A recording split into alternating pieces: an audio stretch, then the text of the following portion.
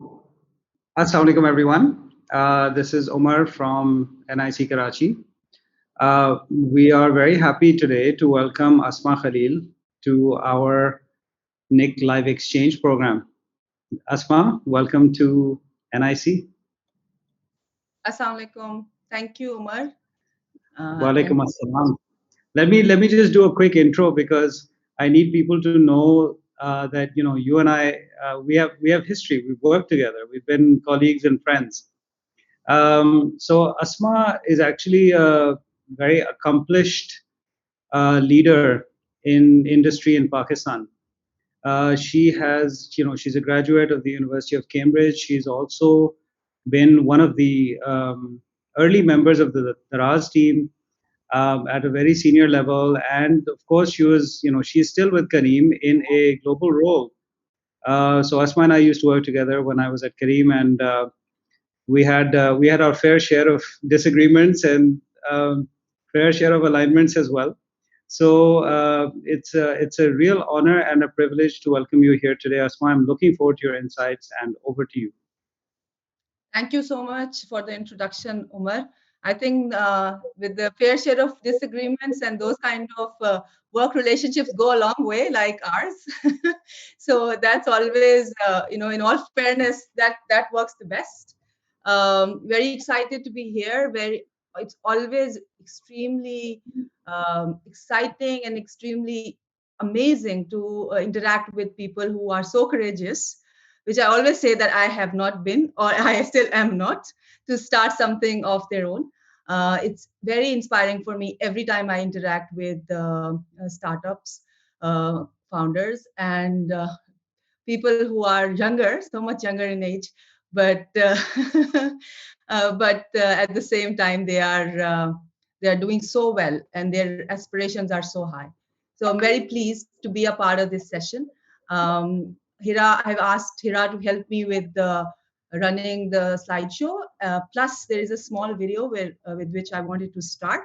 So Hira, if you can please play that, and that will give us the cue to today's session. If you could offer a first-time entrepreneur one piece of advice, what would that be? Don't listen to a soul. Don't listen to the positive. Don't listen to the negative. You listen to too much positive, become entitled and soft. You listen to too much negative, you become weak and scared. Don't listen to anything. Listen to your consumer, not the headlines, not your parents, just your consumer.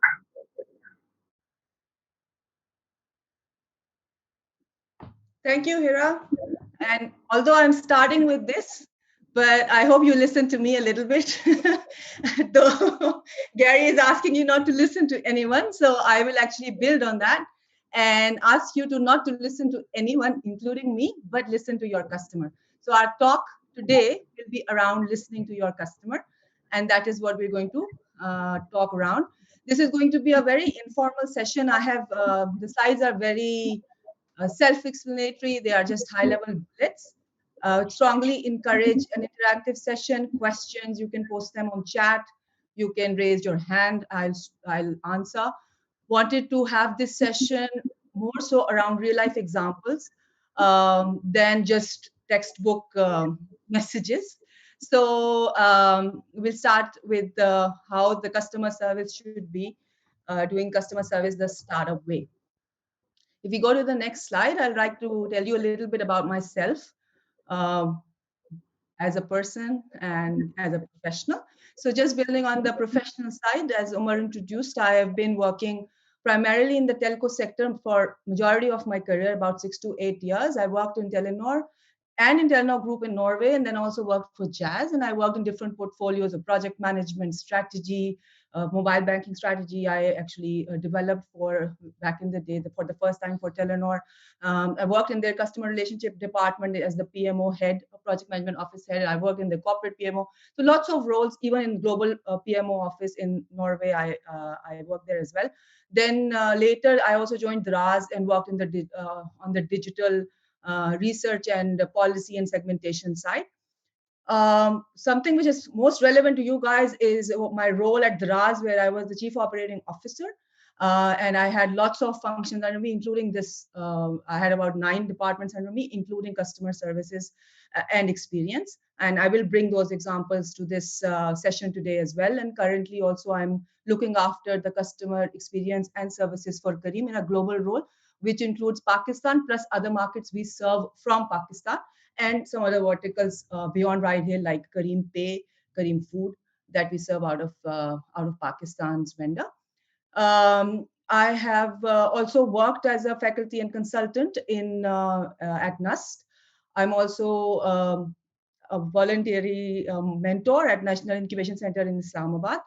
I worked for Nestle. I have some career in IT firms, and I also work as a volunteer with the government of Pakistan in different projects.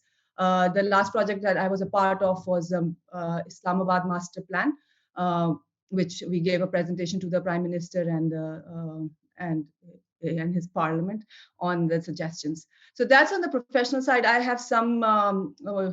Omar mentioned I went to the University of Cambridge. Yes, I also did my education from NUST. I have some certifications from LUMS. I'm also a Six Sigma Green Belt certified.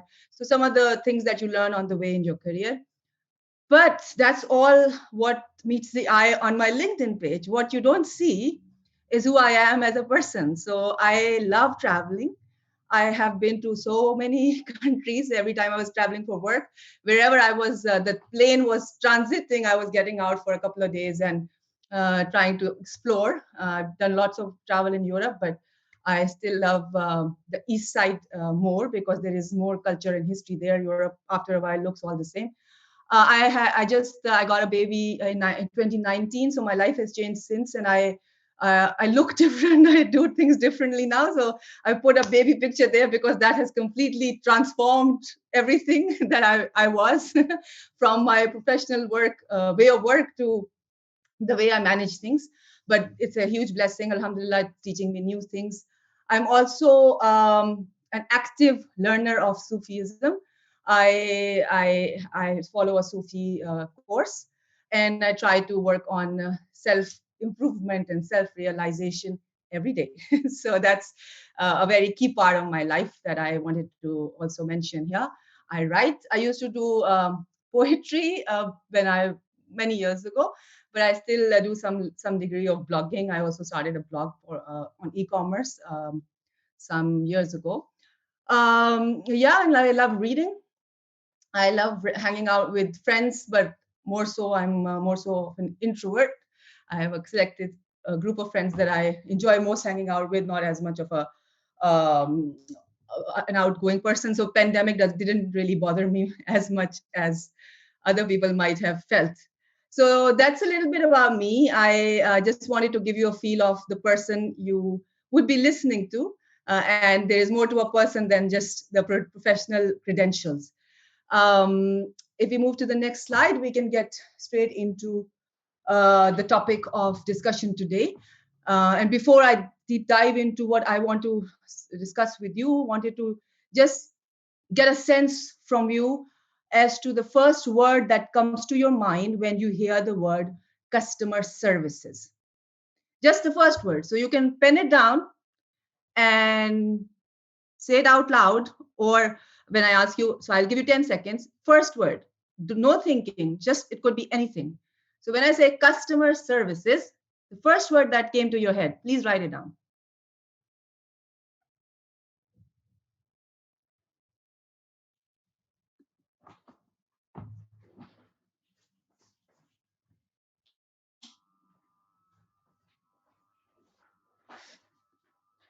Okay, if you're done, I can just get a sense of if somebody wants to speak up, just a few of you or all of you, I don't mind.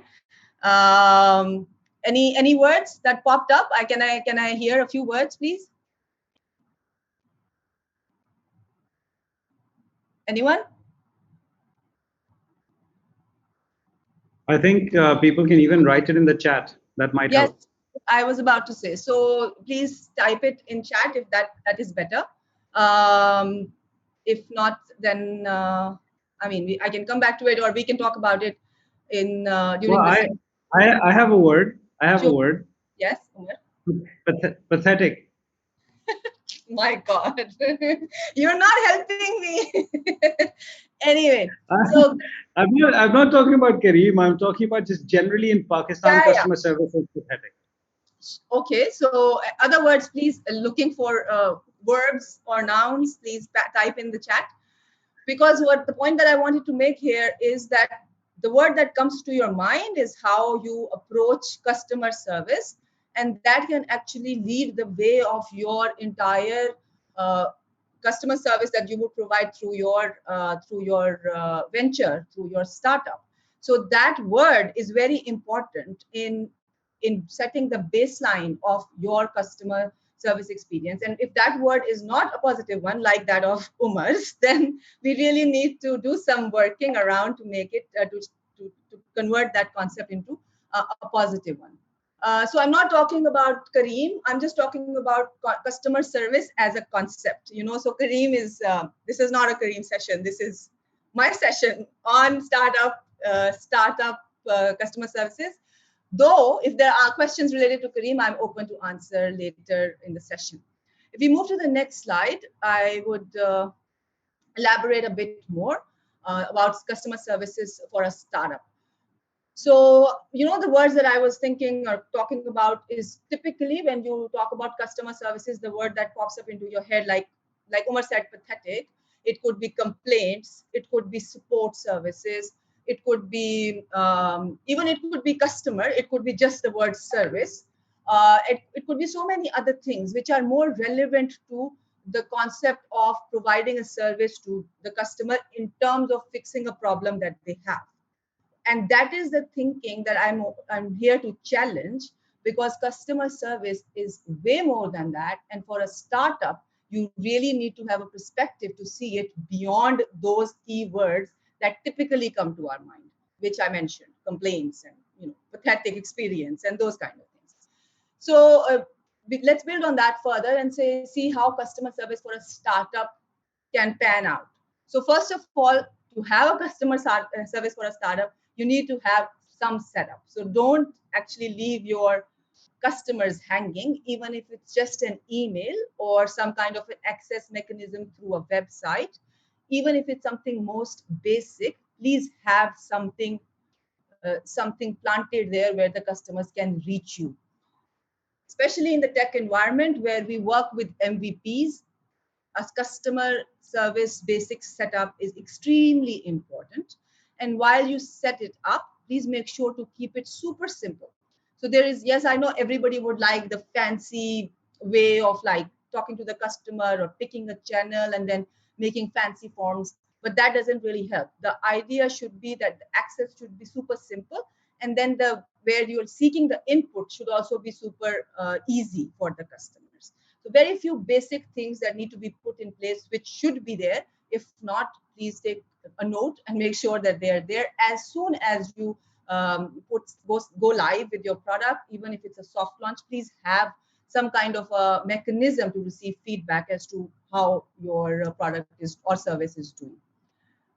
Now, thinking that it's only about complaints, it's only about service, it's only about providing support to customers when things go wrong, I'd like to strongly suggest it's not only for service. This is a very big pitfall. If there is anything you take from this session, it should only be this: do not use customer service just for service, just as a mechanism to give your customers a method of fixing their problems and addressing their complaints. Please always remember, this is a big source of data. The data that you might have to pay for in getting, if you conduct a formal survey through a formal agency, the data that might take you years to collect. This is the data that is coming to you organically without much effort, and it's telling you what is not working out in your product. So this is actually, if you are first cognizant of this fact, second, you are able to collect this data, and third, you are able to generate insights from this data.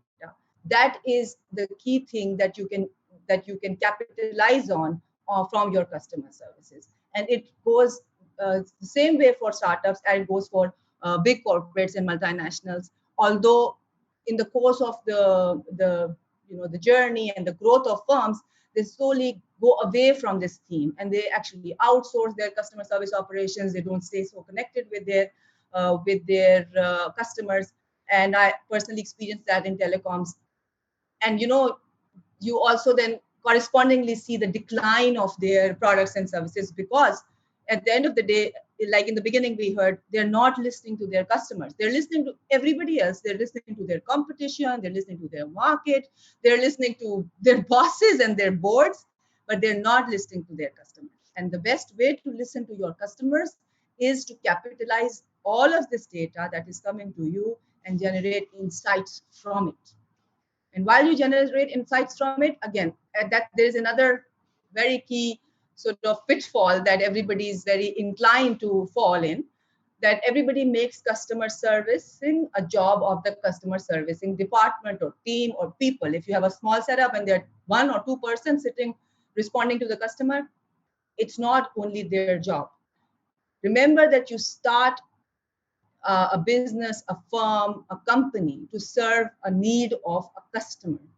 So the reason of your existence is actually serving the customer by fixing the need or providing a solution to that problem.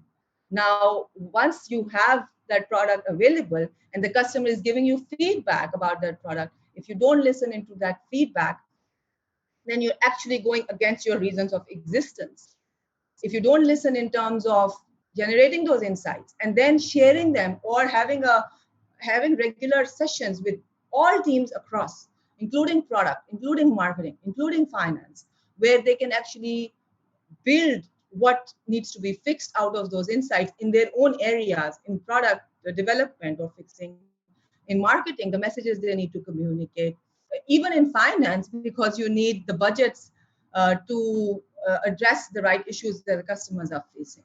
So please, even if you are like a 4 people company, or when you grow to a 40 people company, make sure that you don't let go of this huge opportunity of capitalizing on the insights that the customers are sending you for free.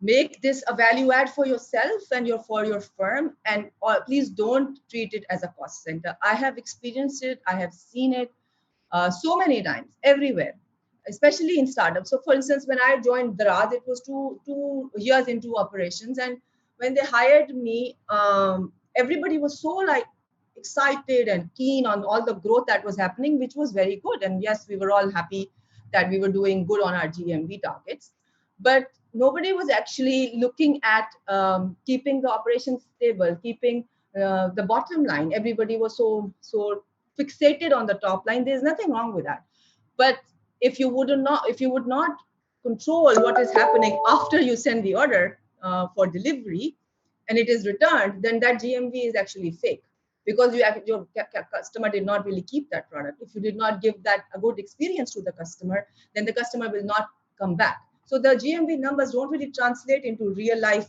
growth if you don't have a good customer experience. And you end up, when I joined Raz, I actually told them that you have a hole in your ship, because you can't keep sailing forward and thinking that you are moving forward, because slowly you are actually sinking as well. So you need to see customer service and customer experience giving as a value add to your entire portfolio, not as a cost center. Even when I took this job at Kareem, I actually asked them what is their context of customer service. If they take it as a cost center, then it will be very difficult for us to do anything, because everything you need to do, you need to justify it to finance, and that doesn't always work well. So like I said in the beginning, the concept or your approach as a founder and an owner of the firm, or a key decision maker of the firm, impacts how you approach customer services. And that goes for all key decision makers, including the head of finance, including, of course, the CEO, but all the rest of your decision makers. They need to see customer services as a value add, not only as a cost center for the firm. And then as you grow, although in the beginning, sometimes we also have the constraint that we can't have, we don't have the headcount. Even currently, just yesterday, I received a call from a potentially new startup who are looking for an investor as we speak. And they were asking me if they should in-house keep their customer service set up in-house or outsource it. My recommendation to them, and experientially also I have seen, even when I joined Draz, we had an in-house 60 people customer service center for the reason that I mentioned above, for the data that we were getting, for being staying close to the customer, for generating insights. Even at Kareem, we had initially a very big in-house setup, which we still do, but we have also now combined it with an outsourced vendor setup. But even if you eventually get to an outsourced vendor setup, you need to stay very close to your customer, because you're actually letting go of huge amount of what your customers are saying, and leaving at the mercy of the vendor. So these are just a few things I wanted to highlight for you. I can pause here if there are any questions, if there is any clarity, because then we'll get into more deeper sides of customer services for startups.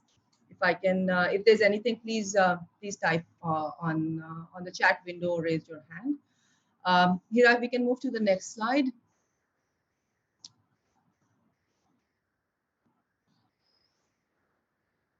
All right. So far we were just talking about stuff that was coming in to us, and we can, while we fix it and support our customers on it, we can also generate insights from it, and we must do it as a team collectively from across all departments. But what you can also do is that you can reach out through your customer service channels and mediums to your customers and understand what they want to say, if it is unclear through the data that is coming in, and that alone can happen if you are actually paying attention to that data. So you can actually generate calls for customers to build a rapport. You can also do that to actually ask them how their experience is, and if leadership gets involved in doing that, it sets a very good tone for the customer that the company itself cares, and it's not really leaving you to an agent to kind of manage you. Similarly, having focus groups with your customers, which we do extensively at Kareem, are super useful in getting, especially with respect to our captains. When we do focus groups with our captains, we've gotten some amazing product improvement ideas, which they probably want to say otherwise to us, but we don't really understand from the messaging that we get from us through different channels. And you can also conduct surveys if you want a specific question answered, which we have also, which we conduct, frequently at Kareem as well, just to support the overall understanding and profiling of customers, plus what services do they like, or what problems can be fixed for them. So you don't always have to be reactive in your customer service approach. You must also be proactive, which means that you should avoid having a customer reach out to you means that things did not work out and they had to take time to find a channel and get to you and contact you. So a much better way is to actually preempt what they could possibly face in their journeys, and then build that in as in your product, in your service, as for example, if it's an app, as notification, if it's another different kind of service, as a certain inbuilt sort of feature, so that they don't face that issue. For example, you have in-app prompts. For instance, if you get charged by your credit card gets charged, but you don't get a notification that it was charged by X company for X amount, then it's likely to create a lot of issues for you. It will actually make those for the customer, and he will wonder, okay, I was charged this much.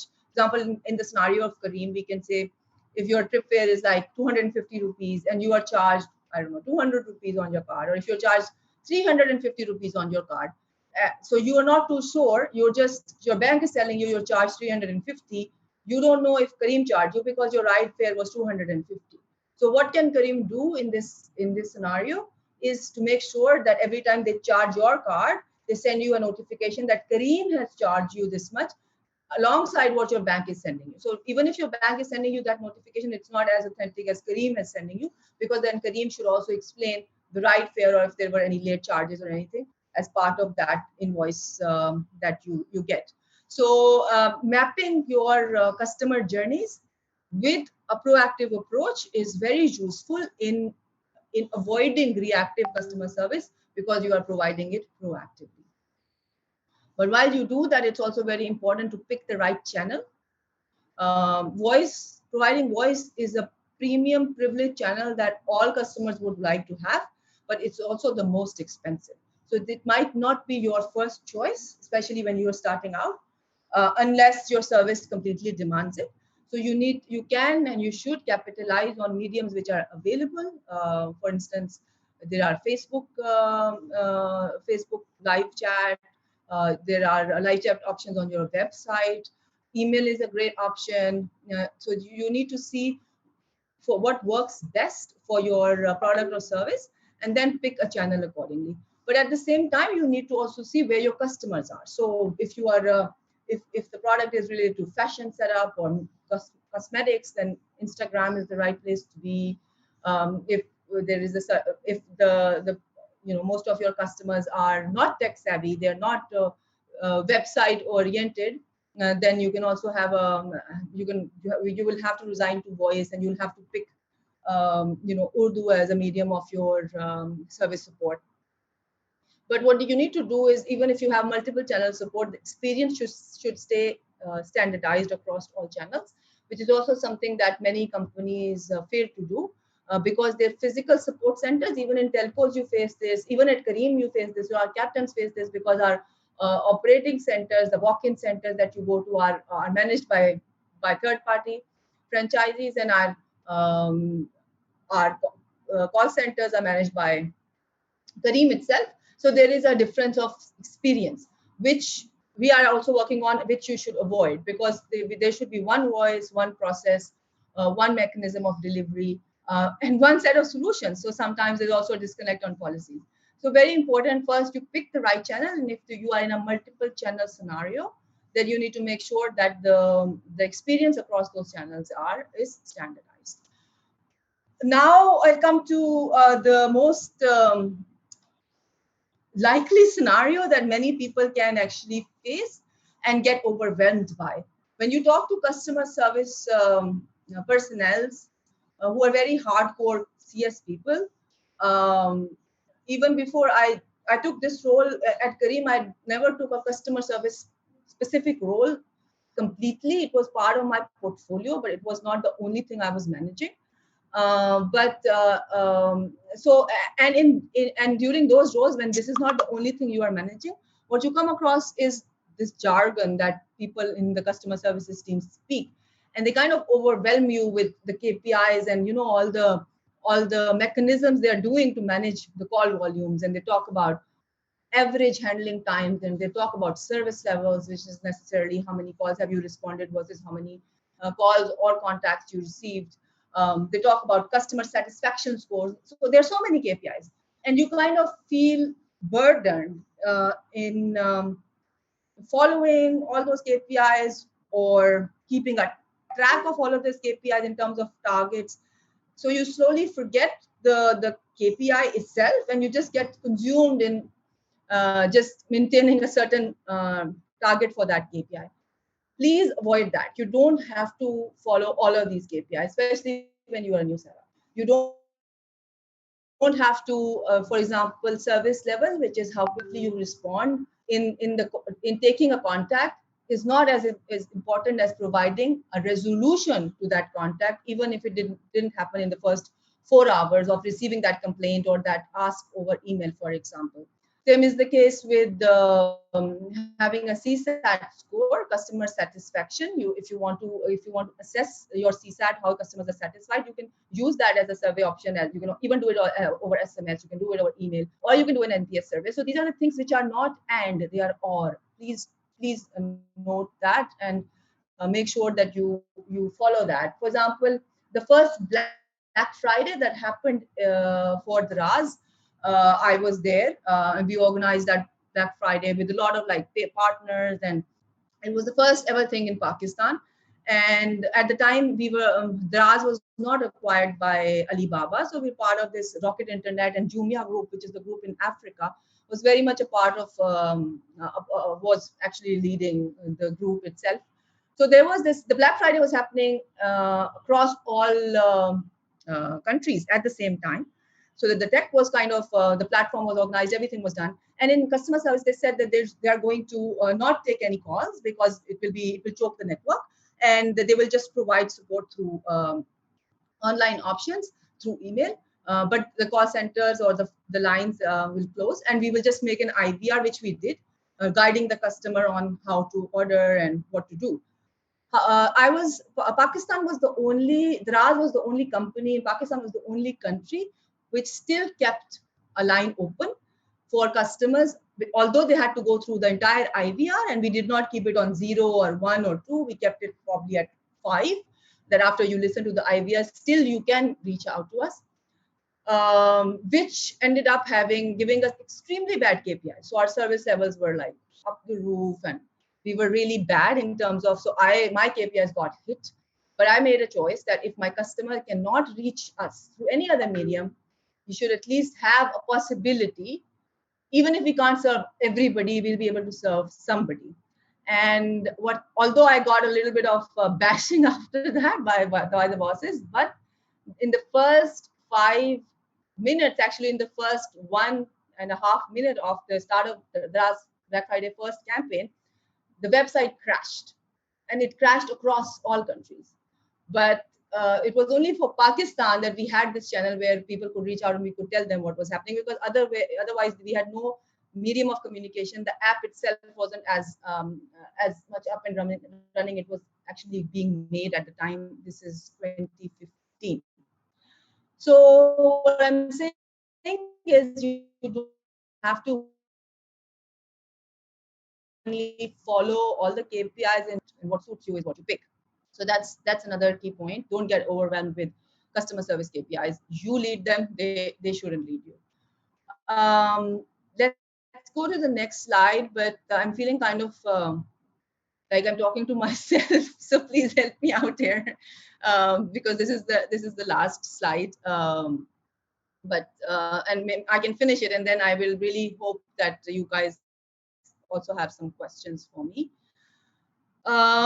So like I said before, just want to re-emphasize, do not prioritize your customers, even if you start growing. And please don't divert all your focus on growth and top line and GMV targets. Those are important, but those are only important because at the end of that day, that deal is a customer. So please don't ever get into that state. I know for people who work in firms, who start these firms, uh, all of this is fancy stuff. Customer service is not as fancy. It's not as as we say, शशका उसमें इतना नहीं है, celebration उसमें इतनी नहीं है, गुब्बारे हम इतने नहीं फाड़ते, हम मसले में रहते हैं. Again, going back to the Black Friday example, well, everybody was cheering, and we actually did so much better than our GMV targets. We sold so much more than what we had in store, even stuff that we thought nobody would buy, like इस्त्रियां बिक रही हैं और washing machines बिक रही हैं, which were not even our top SKUs. हम तो mobiles के बेचने के चक्कर में थे.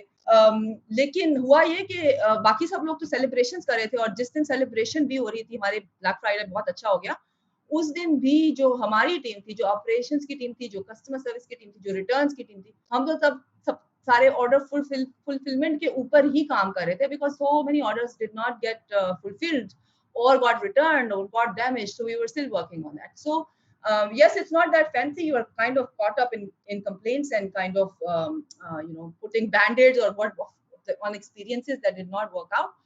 But this is not the job of only the customer services team. It's a job for everyone. And if you can't be a part of that job, at least give them their due space, their due respect, and learn from them, because they are the closest to your customers.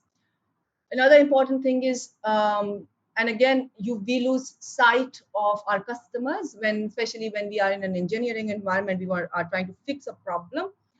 We try to implement a hack which does fix the problem, but it is very customer non-friendly. So we don't see that. And then at the end of the day, it's just that the customers are struggling and they're trying to reach out to you. It doesn't make sense to them. So although it's very tempting to fix the problem with a hack, but please be mindful. And it's good to again be inclusive and keep customer services team or people or the customer service approach when you are designing a certain fix. Like I said, when you map your journeys, you need to have a customer service mindset. You can call it customer service or actually a customer mindset, to make sure how the customer is going to interact with that with that fix. Another thing to emphasize is while you provide these these live channels. You cannot discount the value of help centers of self-help, frequently asked questions, which is very easy, and lots of people provide that, but they are mostly outdated. So in the run of things, in the run of operations, people actually forget that they need to keep their help centers updated, and they need to direct their customers to actually, especially in an environment where we are working on apps and everybody is so savvy, it's much more useful for them also to get a quick fix from those help centers on the apps, as opposed to cutting that process, going to a different channel and seeking support and then waiting on a solution. So that's another thing you can keep in mind. Again, to make your customer services team, people inclusive, one way is to actually you get involved with them, and another way is that you involve them with your target. So you give them GMV targets so they can upsell, they can cross sell when they're talking to the customer, and that's very, very useful. You also involve them in retention, because as we all know, acquiring a new customer is so much more expensive, to 25% minimum more expensive than retaining an old customer. So why not use this already established service, once you have it, for retention, for GMV growth, for other things than just providing mere support. Finally, for all of those who have their own setups or startups, who are the co-founders, founders, and owners, not when they start, but customer services is here to stay. So as long as your firm lives, and you keep building it, you need to sort of stick to this promise. You need to lead by example, and you need to continue keeping your customer close, because if you will do it, the rest of the people in your team will do it, and that is your actual win with your mission of the organization, with the service or the product that you're providing to offer to your customer. So next slide is just asking you to ask me something as well. Hira, if we can move to the next slide, please. Yeah, I hope. I mean, it was very basic. It was very simple. If there are questions, I would love to hear from you. Even if there are comments, even if there's something about Kareem or Draz or anything else, or telecoms, and maybe even beyond customer service, with regards to clubbing and operations with CS, wherever I can offer a suggestion. While Gary told you don't listen to anyone, but I will take it back to listen to your customers. So I'll tell you how to listen to your customer. So over to you guys.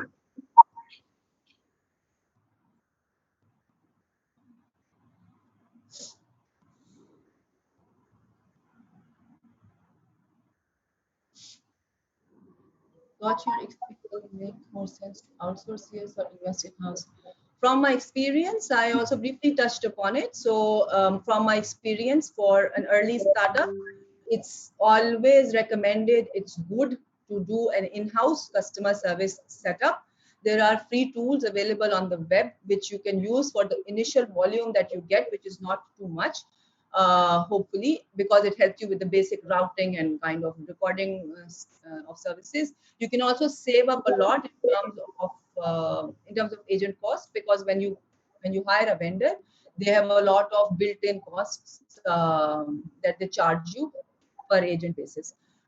And all the reasons that I mentioned of driving value from insights, you are able to do that if you have your setup in-house. You can have better control. You can also use your customer service staff for sales, like I mentioned, for upselling, cross-selling, for service.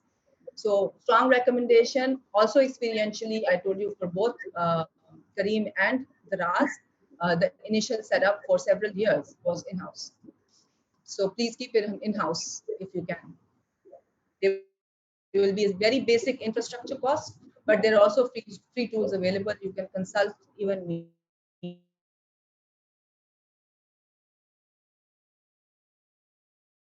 if you like, on getting some insight. Yes. Asma, sorry, I have a question as well. So Maybe you can Sure, address Amar. this, and then Yes, I'll ask you. for your CRM solutions, CRM solution is it's an integrated end-to-end provision of everything that you want to connect in your customer service and sales funnel. But and yes, you should completely look for it. It's a long-term approach. If you have the initial capital to invest in it, please start there. Start with a CRM solution. Don't start with the free tool that I was talking about. It all depends how much money you can spare. But in a long term, it's better to invest early in a good CRM solution and build it from there. If you are constrained on funds, you can start with a free tool and have a very basic setup, like I mentioned, to have something. But eventually, you will have to move to a much more robust CRM solution, depending upon your needs and the growth of your firm and the influx of your customer needs. Okay, Amar? awesome. So, yeah. So, on the one hand, I think one of the reasons that Kareem as a brand was always a little bit, stronger and better liked than our parent company was because of the fact that we provided really, accessible customer service. And you could be just a normal customer on a normal ride, and you still had access to a call center agent, and people really like that. And then so the flip side of that was that customer service was one of the biggest line items on our P&L in terms of cost, right? So as we started to scale back the services available, we saw a drop in customer satisfaction around complaint handling and all of that. Now, for a startup, how do you recommend they balance the scales of cost versus experience? Yeah. So, well, Kareem example, although the access was managed in a way, in a segmented way, for a very brief period of time, and then it was revoked. So everybody has equal access in terms of in-ride access to call center that's available, and then non-voice access 24/7 is available across all segments. But this is a tricky one. What you asked, I think, if you look at all the other services, for instance, if you look at airlines, if you look at Emirates, if you look at banks, they have done very detailed customer profiling, and they provide your customer service. They assign you key account managers if you are of a certain value to them, and there are other features that they offer you.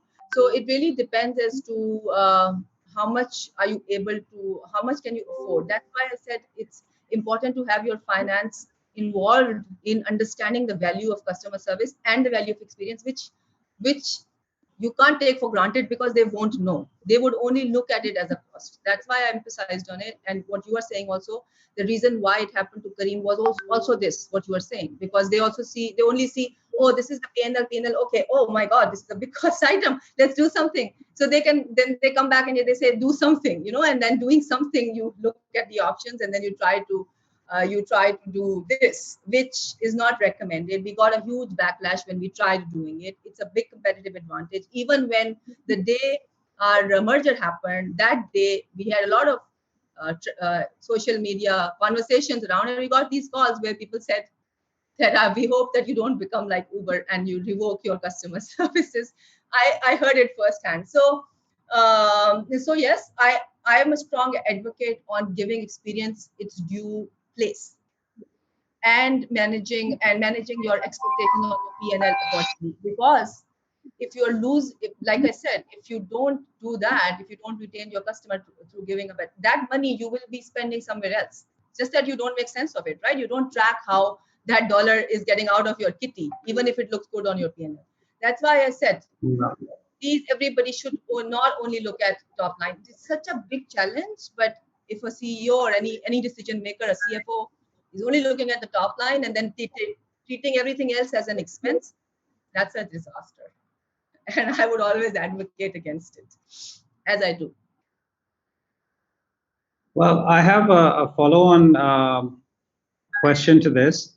One of the things that we used to do at Kareem, which I thought was a very interesting way of getting people to understand the importance of experience was to make sure that everyone from every function spent some time answering calls at the call center.